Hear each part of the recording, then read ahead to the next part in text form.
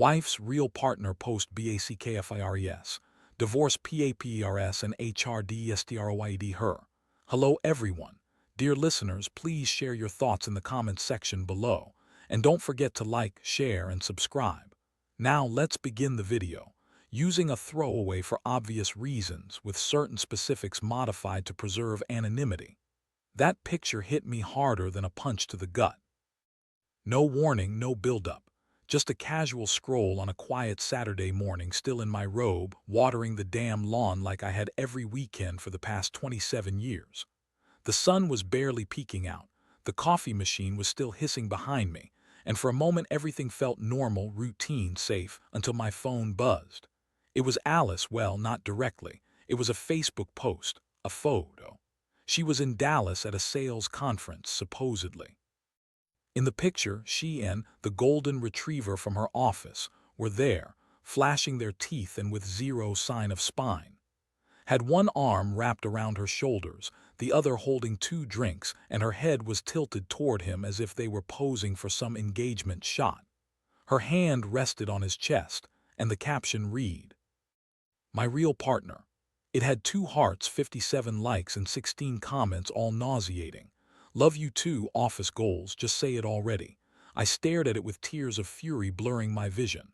The first time I reread it, I actually let out a dry, breathless laugh, the kind that dies halfway through because your body somehow knows better than to waste oxygen on something so savage. I didn't call her, didn't text, didn't yell, didn't cry. I just walked into the house, poured myself the rest of the coffee, and opened the kitchen drawer. There I pulled out the beige folder I had prepared 3 weeks ago, though not in anticipation. I still had some dignity then. But after overhearing her giggle on speakerphone with late one night in the guest bathroom, whispering about if only you weren't married, I started keeping receipts.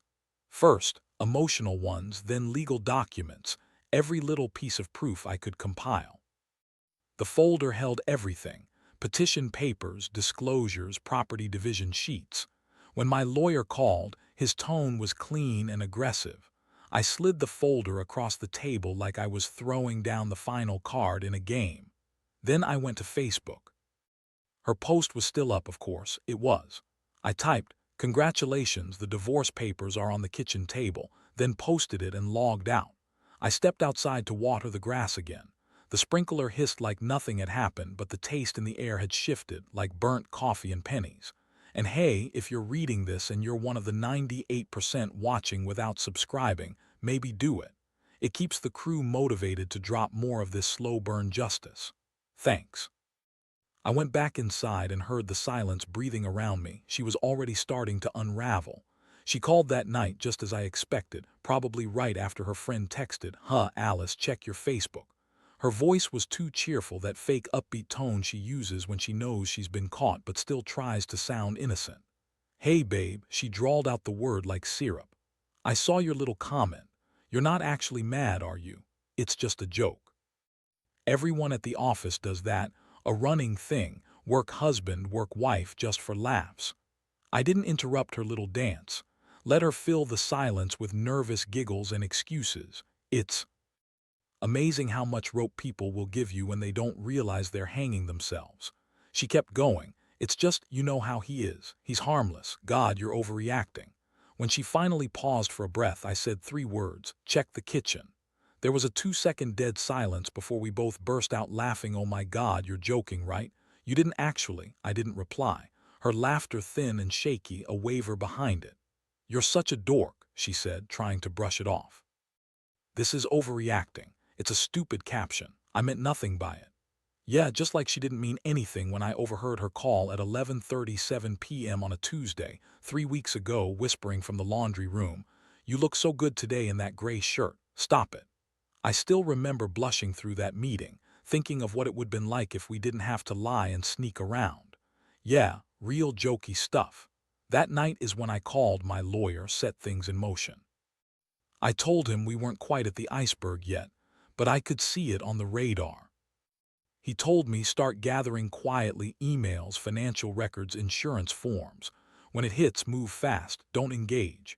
So I didn't, I just silently executed. Alice thought I was bluffing, that my silence meant surrender, that no yelling meant I'd give her a pass. Nope. Some folks prepare in silence, and when they strike, it's already done. I ended the call with a simple "take care, Alice." Click. I pictured her staring at that beige folder on the kitchen table. No warning, no signs. Just cold, hard facts, exactly like her caption. That Monday at 9:14 a.m., I was logged into a burner account, one I used for Amazon returns and the occasional deal back when we still shared passwords. I looked at the screenshot one last time before attaching it, Alice draped over, her "My Real Partner" caption glaring like a neon sign. My comment: inappropriate conduct, your company can decide. Attached was the Facebook post's metadata, showing it was posted during the Dallas conference.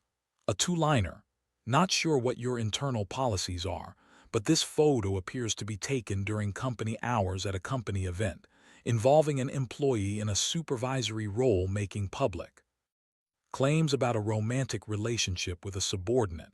I'll leave the interpretation to you. I didn't sign it. Didn't need to. I hit send, closed the laptop. No fanfare, no evil grin. Just the mechanical sound of a plan shifting into gear. Honestly, I didn't expect a reply.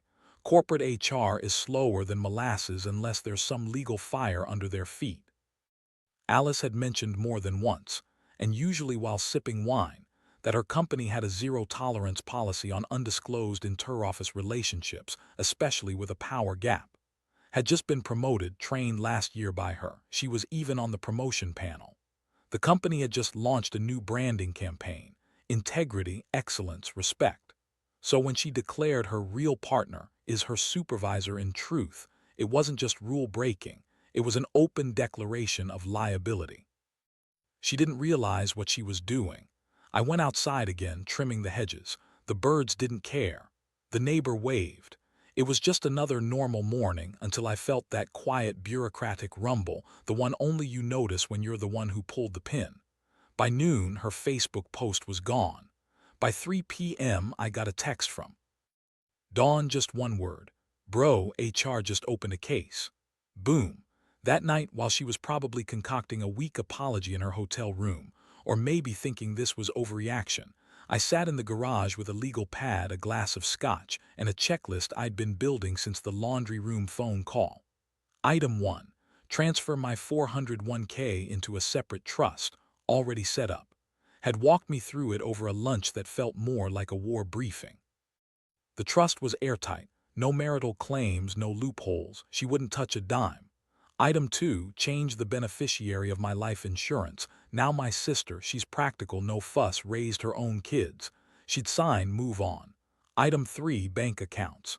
We had joint everything, stupid romantic socialism I called it. Now she had her own accounts, different institutions, different zip codes. Left just enough in the joint account to keep the lights on for 30 days. Utilities, mortgage, one last Hulu charge. She'd notice when she tried to log in. And then credit cards, 2 in my name with her as an authorized user. Not anymore. One call and they'd send her a cheerful decline at the airport bar. While I was dismantling the financial architecture of our marriage, she texted, "Just 3 words, can we talk?" I stared at it a second, then muted the thread. She still thought this might be fixable. Maybe with tears, with a little awkward talk like the sitcoms we used to watch. Cry, hug, move on. But this wasn't a sitcom. It was chess. And by the time she said pawn, I'd already moved the queen and changed the entire game. Her insurance canceled, access to my car gone, gym membership separated. This wasn't spite. It was building a new structure, demolishing everything she thought was solid. Every form I signed, every account I updated, each was a bolt being pulled from beneath her. The best part, she didn't even realize it yet. She still believed her "I'm sorry" would fix everything. Don called after lunch. He was in the garage, rummaging through a drawer full of old screwdrivers, dead batteries, unopened weather stripping. The kind of task you do when your mind's still processing the fact that your marriage died via hashtag. "Hey man," his voice was low, like he was inside a confessional. I knew what it meant. He was about to confirm what I already suspected but still hoped I'd be wrong. He said, "Bro, she didn't just flirt with him, they're acting like a damn couple." I leaned against the workbench, said nothing, let him vent. Their inseparable same hotel room key, breakfast table, shuttle seat. I didn't want to assume the worst, but come on, everyone saw it. My only real question was whether her boss knew. Don paused. He does now, he said. Word got back to him this morning. He looked like someone told him his stock portfolio just tanked. He said he had no idea she was sleeping with. I looked at him. Not mine, he said plainly. That was it, the final missing piece. Not just cheating, not just humiliation and betrayal. Alice didn't just trash our marriage. She handed her company a flaming bag of liability and rang the doorbell. Don kept going. She's got a formal HR meeting scheduled for tomorrow, but they already flagged the post. They pulled it from a company device. That makes it worse, and your comments already circulating. I chuckled for the first time in days. Then 10 minutes later, my phone buzzed again. Dawn sent a screenshot, her work email inbox, internal systems access, the subject line, HR compliance inquiry urgent from the corporate ethics team, timestamp 12:03 p.m. It started cold, formal. We've become aware of recent content shared online that may violate professional standards during a company-sponsored event. Translation: We're coming for your badge. She hadn't even landed back home before she'd be stepping into the wreckage of her life. And I didn't lift a finger, just told the truth, let her actions scream. She came back a day early. I knew she would. People only delay coming home when they have comfort waiting. When they're dreading what's on the other end, they show up early. Hopping proximity will fix what time can't. I was outside on the porch when they pulled up. She stepped out. Big sunglasses that looked like she was hiding her chaos, dragging her carry-on like it owed her money. Her phone was already in her hand mid-sentence. I think we should talk in person. She froze halfway up the walk. The front door didn't open. She jiggled the lock, knocked once, twice, like that would help. I stayed seated, casual, like I was watching the weather. Change? He's been changed, I said flatly. What are you serious right now? She hissed, eyes darting to the neighbor's windows. You changed the locks. I stood up slowly. No, I changed the life, I said. She opened her mouth to launch into some rehearsed apology about forgiveness or miscommunication, but I was already heading to my truck. I paused just long enough to say, guest rooms are open, papers are on the bed, everything's detailed. She stormed through the side gate, dragging her suitcase like a soldier returning from battle she didn't expect to lose. From the mirror in my truck, I watched her go inside the guest house, ripping doors open like she expected her clothes still hanging in the closet. But she found nothing. Main bedroom cleaned out, her things boxed, labeled, moved to the guest room closet. Her favorite throw blanket, the one she used to hog every night, was gone. I donated it, not out of spite, just sanitation. On the guest bed, with quiet precision, sat the beige folder again. This time it wasn't just a petition, it was a spreadsheet. One column for my assets, one for hers, a final division, signed, notarized, and in the corner already signed. It wasn't just a legal document, it was a map of everything she'd lost. She didn't scream immediately, just froze there, staring at it with trembling hands, mouth slightly open as her brain seemed to reboot. But the software was too old. The house she'd left 4 days ago was gone. This new one was mine. Every drawer, every code, every locked door, every memory scrubbed and reset. She'd come back expecting a fight, maybe a tearful breakdown. Instead, she got logistics, and logistics don't love you back. Tuesday morning, she dressed like it was any other workday. Cream blouse, navy slacks, subtle heels, a necklace I got her for our 20th anniversary, probably an accident or a subconscious plea for stability. She left without breakfast, no word for me, just the faint click of the guest room door shutting and her suitcase wheels bumping down the porch steps. She thought she was heading into a meeting about onboarding some new client, something dressed up as strategic growth in a fancy conference room at 9:30. She arrived early, as always, clipboard, pen, her usual tight smile. She expected coffee, maybe a projector, perhaps a question from her boss. Instead, she found 3 chairs, one occupied by Franklin, her department head, pale and stiff, one by from HR, her face unreadable, and the third by a woman she didn't recognize, holding a folded folder. Alice hesitated at the door, nodded toward the empty seat. Alice crossed her legs, tried to seem composed. The folder on top had a printed screenshot of her Facebook post.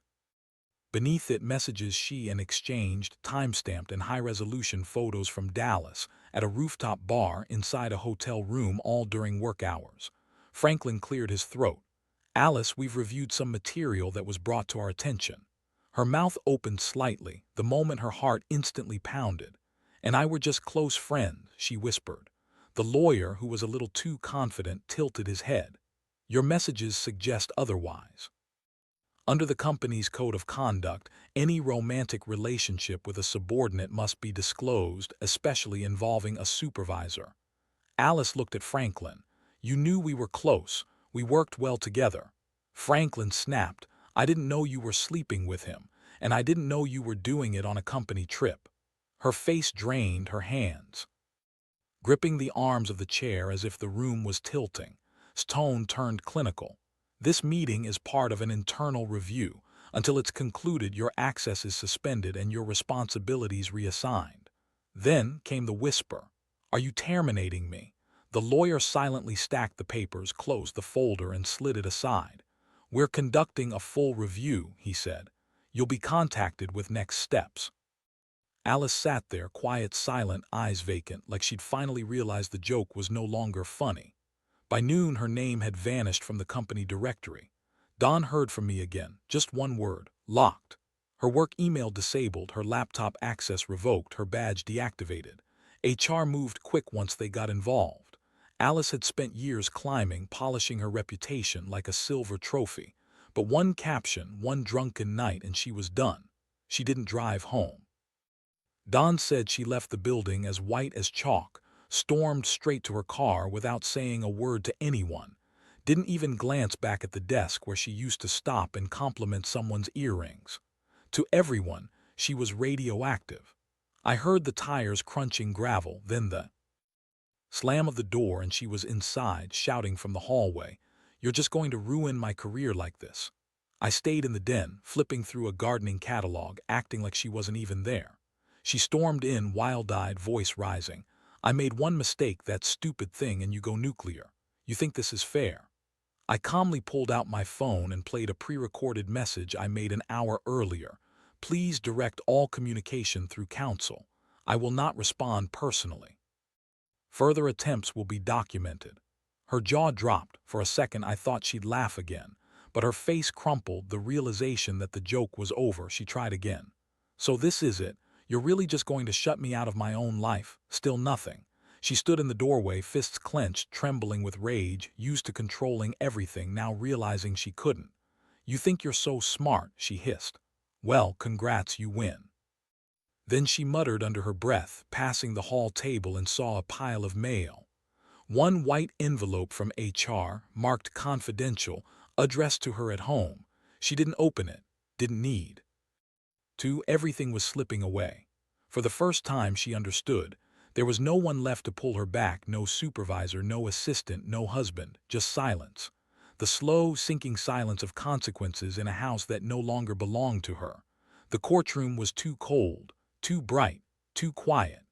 Alice sat across from me at the polished oak table, shoulders tight, lips pressed into a flat line. Her lawyer, a young, overconfident guy from some boutique firm, was flipping through his binder like he was searching for something that wasn't there. My lawyer was calm, organized, 2 folders, a legal pad, a coffee. We didn't bother with theatrics. The judge entered, looked at our stack of documents, raised an eyebrow. Alice's lawyer started, "Your Honor, we believe this can be resolved amicably." The judge cut him off. "The primary issue is the respondent's conduct. Is that correct?" Alice's lawyer hesitated. "We argue that emotional factors are involved," he muttered. The judge looked at sworn statements from HR, perhaps. Slid the folder forward. Inside, a termination letter citing ethics violations related to an affair during a company event. Alice's face went pale. She was past denial now. This was her reckoning. The judge flipped through the folder, then looked at the financial documents, laying out my 92% share of the assets from my income, my contributions, my car, all in my name. She hadn't even set up. The judge pointed out the disparity. "This isn't therapy, it's asset division," she said. The sheet was cold surgical. The defendant's conduct had led directly to the breakup. So her request was. Without a word, the judge signed off, leaving her with less than she'd ever expected. No house, no car, most assets in my name, no alimony. She sat there silent. The room knew what just happened. I kept my calm, watched her stare at the papers, trembling, lips trembling, feeling her world collapse. She didn't cry, didn't scream. Just sat there, watching her whole life be dismantled. The house she'd left 4 days ago was gone, empty, cleaned out. This new house was mine. Every drawer, every coded door, every memory scrubbed and reset. She thought she'd leave for a meeting, start fresh. But what she really left behind was a house of lies, and what I built, logically, coldly, was what was left standing. She thought her he would fix this. But by Tuesday, she was just a ghost. No email, no social media, just a blank face on a monitor, an automatic PR note. Effective immediately, your continued employment poses a reputational risk. Your position is no longer tenable. No signature, no apology, just cold words in 11-point font. She hesitated over the mouse. Reread it, her mouth opened. No words. Only a primal scream, deep, primal, loud, carrying through the house, slamming against the walls. I didn't flinch, heard it clearly from my den. Just closed my laptop, took a deep breath, grabbed my gardening gloves, and stepped out into the quiet sun. The roses had bloomed early this year. The grass was soft under my feet.